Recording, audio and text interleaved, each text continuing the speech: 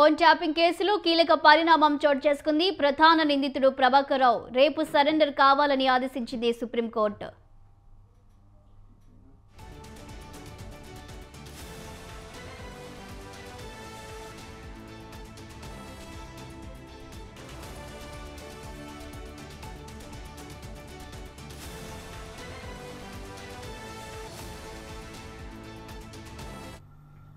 Phone tapping కేసులో కీలక పరిణామం చోటు చేసుకుంది. ప్రధాన నిందితుడు ప్రభాకర్ రావు రేపు సరెండర్ కావాలని సుప్రీంకోర్టు ఆదేశించింది. ప్రభాకర్ రావును టార్చర్ చేయొద్దని ఆదేశించింది సుప్రీంకోర్టు.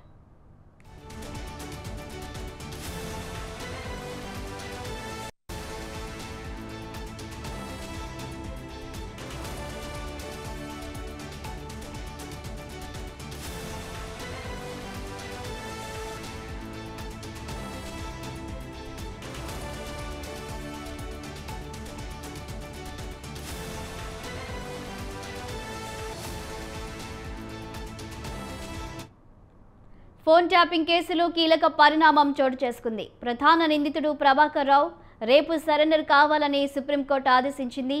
అలాగే ప్రభాకర్ రావును టార్చర్ చేయొద్దని కూడా ఆదేశించింది సుప్రీంకోర్టు.